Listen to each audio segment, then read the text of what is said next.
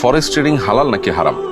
অনুগ্রহ করে বিষয়টি পরিষ্কারভাবে বলবেন। আমি ফরেক্স ট্রেডিং শিখতে চাই, কিন্তু আমার পরিবারের কাছে এই ট্রেডিং এর জ্ঞান নেই, তারা এটা বোঝেন না।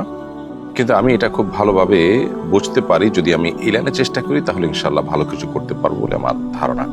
প্রিয় দর্শক, খুবই গুরুত্বপূর্ণ একটি প্রশ্ন এবং আমার ধারণা এই প্রশ্নটি আরো অনেক দর্শকের মনের প্রশ্ন।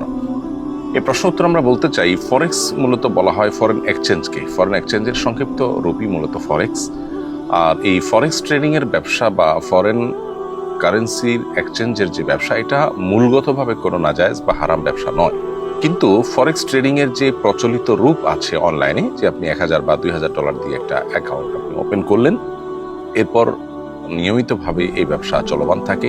এখানে আপনার এই টাকার, আপনার এই ডলারের বা যেটা আপনি কিনলেন, যে কারেন্সি আপনি কিনলেন, সেটা দিয়ে যে ব্যবসা হচ্ছে, কর্তৃপক্ষ যে ব্যবসা করছেন সেটা সম্পর্কে আপনার আসলে কোনো ধারণাও থাকে না।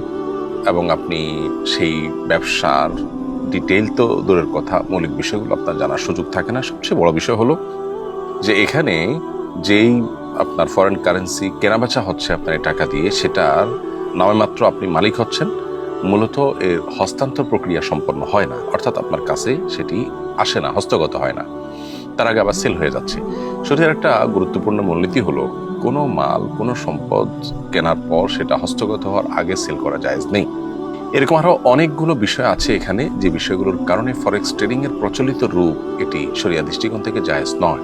এমনিতে ফরেন কারেন্সির ব্যবসা, এক্সচেঞ্জের ব্যবসা মৌলিকভাবে জায়েজ আছে, কিন্তু অনলাইনে এভাবে ফরেক্স ট্রেডিং যেভাবে করে, এই প্রক্রিয়া কেনাবেচা জায়েজ নয়। বিধায় আপনাকে এই পদ্ধতির বাইরে অন্য কোনো উপায়ে ব্যবসা আপনাকে করার চেষ্টা করতে হবে। আপনি নিয়মতান্ত্রিকভাবে লাইসেন্স নিয়ে, আপনি নিয়মতান্ত্রিকভাবে যথাযথভাবে আপনি ফরেন কারেন্সি কিনে তারপরে সেটা বিক্রি করলেন, সেখান থেকে প্রফিট করলেন, সেটা জায়েজ আছে।